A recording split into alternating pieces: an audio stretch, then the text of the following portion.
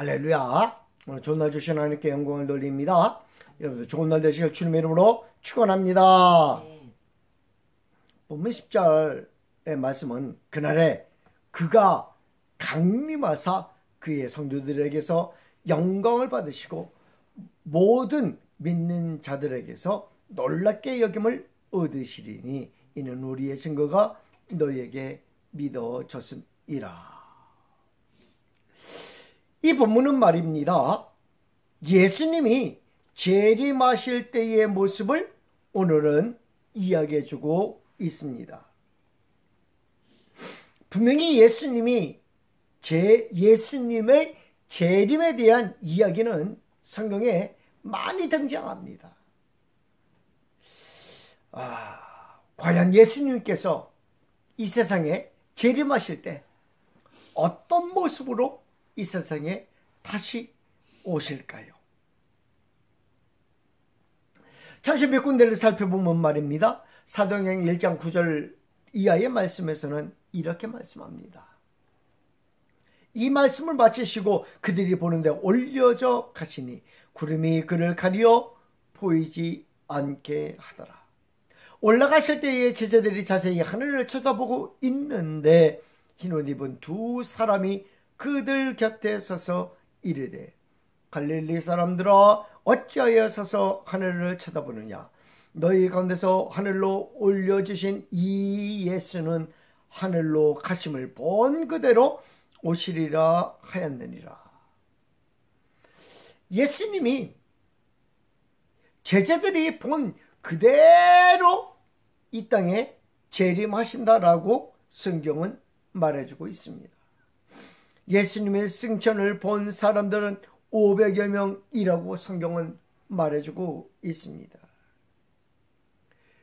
그 500여 명이 예수님을 보았듯이 예수님은 공중 재림하신다는 것을 이야기해주고 있는 것입니다.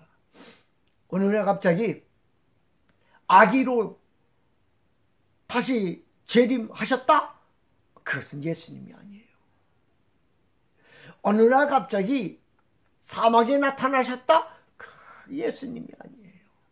어느 날 갑자기 산꼭대기에 나타나셨다? 예수님이 아니에요. 어느 날 갑자기 바다 한가운데서 걸어 나오셨다? 예수님이 아니에요. 예수님은 어떻게 오신다고요? 공중 재림하신다라고 성경은 분명히 이야기해주고 있는 것입니다. 또한 누가복음 21장 27절에서 주님은 그때에 사람들이 인자가 구름을 타고 능력과 큰 권능으로 오는 것을 보리라. 오늘 성경은 공중 재림하실 적에 무엇을 타고 오신다고요?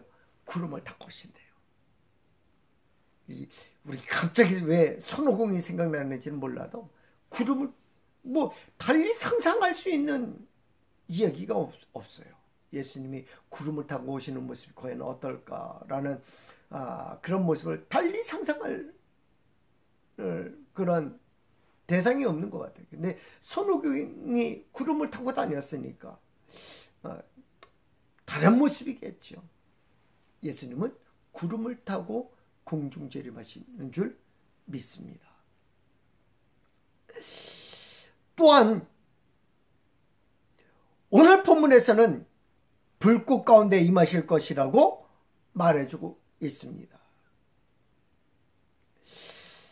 또한 자기의 능력의 천사들과 등장한다라고 말해주고 있습니다. 주님이 오시는 모습을 세상의 모든 사람들이 다 알도록 오신다라는 것입니다. 계시록 1장 7절의 말씀은 볼지어다 그가 구름을 타고 오시리라. 각 사람의 눈이 그를 보겠고 그를 찌른 자도 볼 것이요 땅에 있는 모든 족속이 그로 말미암아 애곡하리니 그러리라. 아멘. 각 사람의 눈이 다 예수님을 본다는 거예요. 예수님의 초림과 재림의 그 차이점은 무엇입니까? 예수님의 초림이 어떤 면에서는 일부 사람들이 알게 오셨다면 예수님의 재림은 모든 사람들이 알게 오신다라고 성경은 말해주고 있습니다. 20, 30년 전만 해도 말입니다. 어떻게 모든 사람이 알도록 오실까? 이건 불가능한 일이야. 미국에서 일어나는 일을 여기서 어떻게 알 수 있어? 이러던 시절이 있었어요. 미디어가 발달하면서 요즘은 뉴스가 있어가지고 거기서 찍어가지고 이렇게 뭐 생방송할 수도 있을 거야 막 이러던 시절이 있었어요. 글쎄 그렇게 예수님이 오시려면 방송국 사람들은 미리 불러놓고 그래 예수님의 공중재림이 한참 동안 진행되고 뭐 이래야 되는 건가 하는 그런 생각도 해봤어요. 그런데 시대가 변했습니다. 지금은 어떻습니까? 유튜브로 바로 올려버려요. 그냥 실시간으로. 그래서 지금 바로 볼 수 있어요. 예수님이 재림하시는 모습을. 아무도 예수님이 공중 재림하실 적에 모든 눈이 보리라라는 것을 지금은 의심할 수가 없는 시대에 우리들이 살고 있는 것 같습니다. 이러한 염려를 덮어야 하는 시대에, 덮어야 하는 세대에 우리가 살고 있는 것입니다. 또 주님이 오시는 모습은 어떤 모습으로 오시는 걸까요? 데살로니가전서 4장 16절 이하의 말씀을 보면 이렇게 기록합니다. 주께서 호령과 천사장의 소리와 하나님의 나팔 소리로 치니 하늘로부터 강림하시리니. 마태복음 25장 31절에서는 인자가 자기 영광으로 모든 천사와 함께 올 때에 자기 영광의 보좌에 앉으리니. 예수님이 오실 적에 호령이 있다라고 합니다. 호령. 이 호령은 어떤 일을 주도적으로 하시는 것을 말하는 것입니다. 부하나 동물 따위를 주의하여 명령하는 것입니다. 이렇게 얘기해요. 교관의 호령에 우리는 일렬총대로 줄을 지었었다. 아니면 교장 선생님의 호령에 전교생들이 어디에 운동장에 모여 있다. 뭐 이런 거 할 때 그 호령이라는 단어를 사용하는 겁니다. 또한 큰 소리로 꾸짖을 때 호령이라는 말을 사용하기도 합니다. 교장 선생님께서 학생들이 떠들자 호령하셨다. 꾸짖었다라는 의미로 이렇게 사용하기도 합니다. 또한 여러 사람이 일제히 같은 행동을 하도록 주의하는 주의자가 내리는 간단한 명령이라고 합니다. 오케스트라를 뭐하는 자? 주의하는 사람의 호령에 의해서. 이 주의에 따라서 요 모습이 호령에 속한다라는 거예요. 아마도 그때는 예수님이 재림하신다, 천사들에게 나팔을 불라고 하든가 주께서 오신다라고 하든가 천사들에게 막 호령하실 것 같아요. 그런 모습으로 천둥번개에게 내가 재림하니까 천둥아 쳐라, 번개야 번쩍번쩍 거려라, 막 그러실 것 같아요. 해야 너는 잠시 멈추어라, 달아 너도 멈추어라, 막 그러실 것 같아요. 그래야 떠들썩하지 않겠어요? 그래야 모든 사람들이 주님이 오신다는 거 알지 않겠어요? 조용히 오신다면 어떻게 각 사람이 예수님이 오시는 걸 알 수 있겠습니까? 뿐만 아니라 천사들을 대동하면서 이렇게 말씀하실 거예요. 양과 염소를 너희들은 나누어라 라고 말씀하실 거예요. 사탄을 헛동치시기도 하실 거예요. 네가 세상 공중 것을 잡고 있는 사탄아, 내가 재림하니까 너는 내 앞에서 머리를 조아려라 라고 명령하실 것 같아요. 이 모든 일에 호령하시며 나타나시는 예수님의 모습이 눈에 그려지기도 합니다.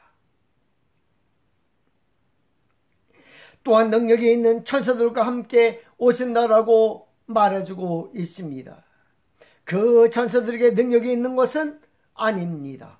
천사들이 가진 능력은 주님의 능력의 천사인 줄 믿습니다. 천사들의 능력은 주님의 능력인 것입니다. 그 능력을 가지고 오시는 것입니다. 천사들은 온갖 일을 행할 것입니다. 그러나 그 일이 모든 부분은 주님의 일을 하는 것입니다. 한 예로 해가 빛을 잃을 것입니다. 휴거가 진행될 것입니다. 죽은 자가 먼저 일어날 것입니다. 이 모든 일의 호령자는 예수님이시고 그 일을 행하시는 자는 주님의 능력으로 무장한 천사들일 것입니다. 이런 모습으로, 호령하는 모습으로 주님은 이 땅에 다시 오신다라고 말해주고 있습니다. 또한 주님은 어떤 모습으로 이 땅에 오시는가요? 주님의 영광과 능력으로 오신다라고 성경은 말해주고 있습니다.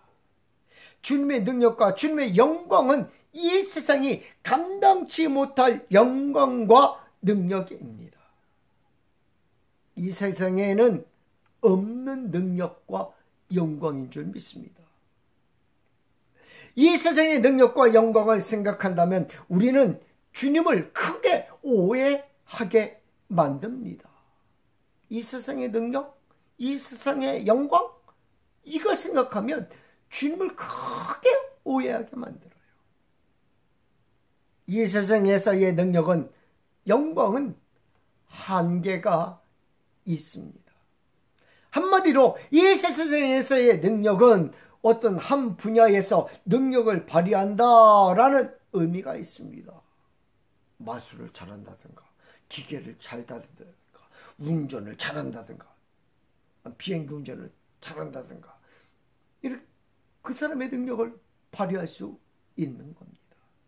물론 다재다능한 분도 계십니다. 그러나 능력이라는 말을 사용할 때는 다재다능한 능력을 말하는 것이 아니라 한 분야에서 능력을 나타내는 것을 말하는 것입니다.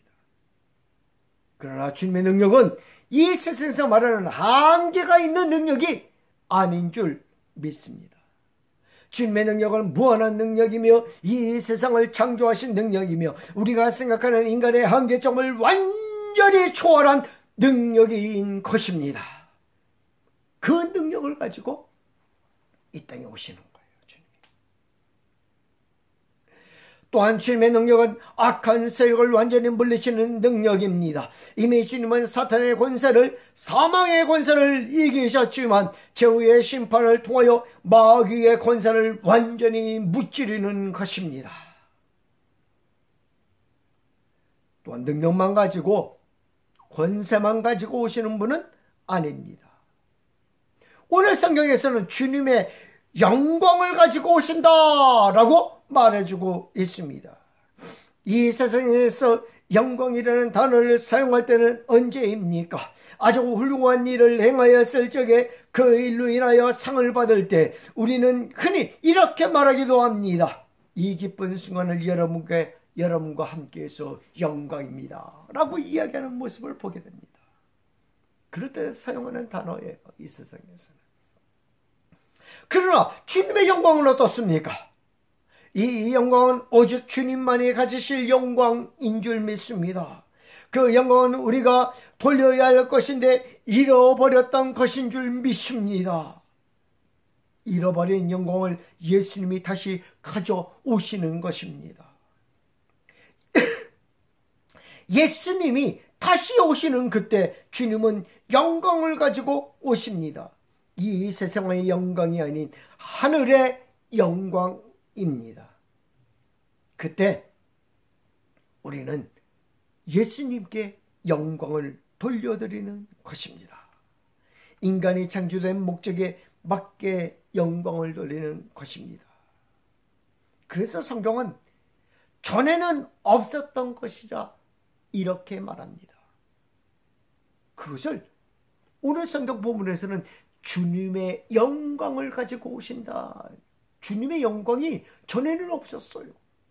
새로운 영광인 줄 믿습니다. 그래서 새 노래라는 단어는 성경에 참 많이 등장합니다.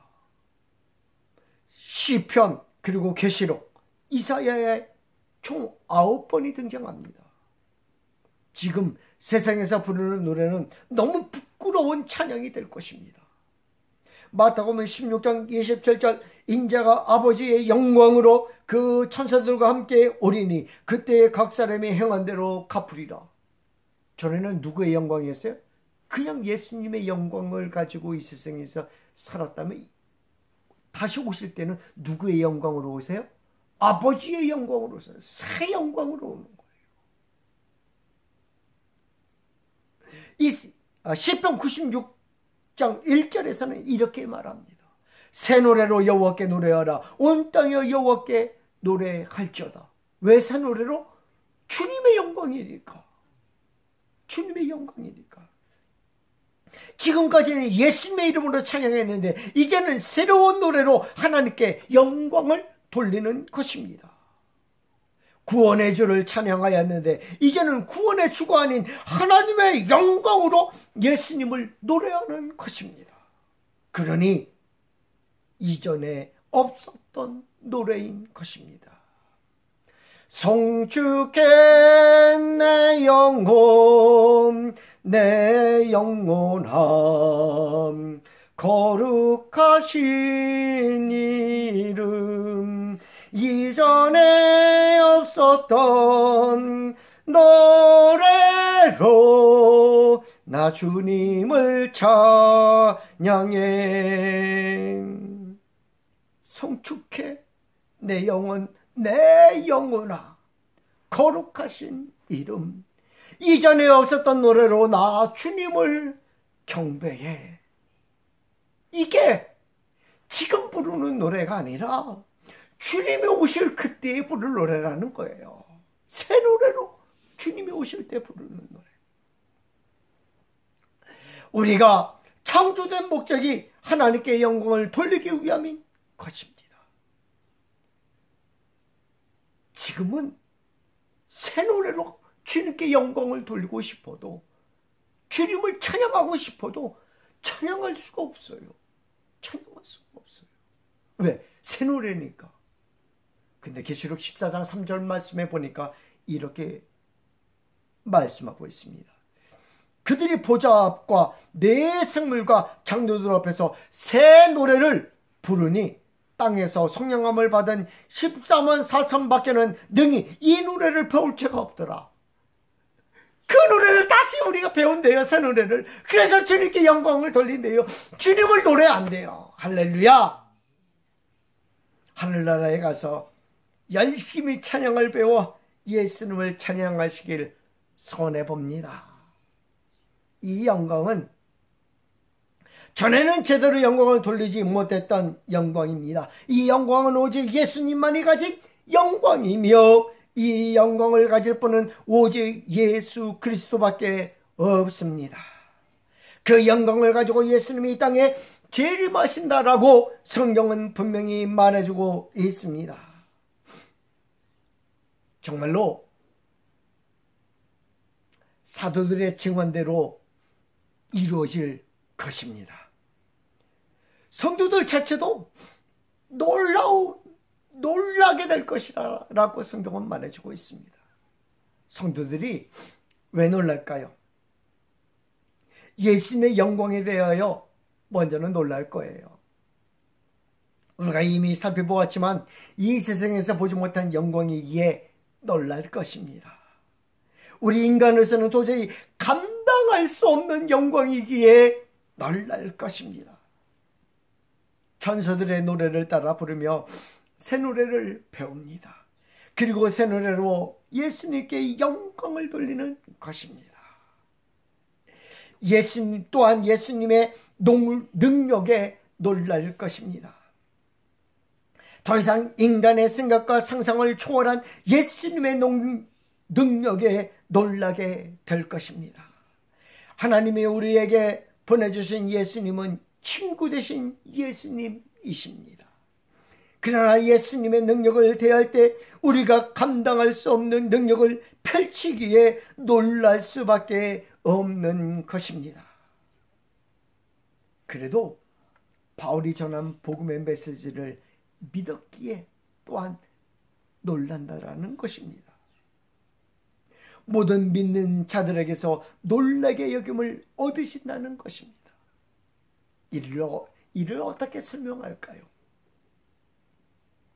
혹자는 하나님의 영광을 받으시는 모습을 말하는 것이라고 합니다. 왜냐하면 예수님이 이 땅에 오시는데 예수님의 모습을 보고 영광을 돌리는 자들은 예수님의 재림을 믿은 자들뿐이에요. 예수님이 재림하시는데 말입니다. 누가 영광을 돌려요? 아무도. 예수님의 재림의 모습을 보고 예수님을 믿는 사람들이 예수님에게 영광을 돌리는 거지, 예수님을 믿지 않는 자들은 어떻게 해요?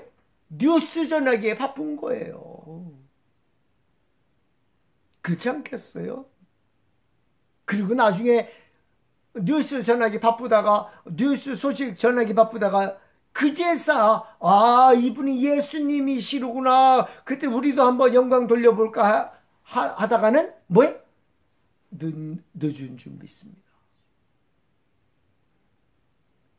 오직 영광을 돌리는 자들은 복음 전도자의 전도를 듣고 예수님의 재림을 믿는 자들만이 영광을 돌리는 줄 믿습니다. 뿐만 아니라 믿는 자들은 호련히 변화된 영광의 몸으로 변화되어 공중에서 예수님을 것입니다. 공중에서 주를 맞이하며 영광을 돌릴 때 우리 몸은 어떠할까요? 호련히 변화된 모습으로 영화된 몸으로 변화될 것일 줄 믿습니다.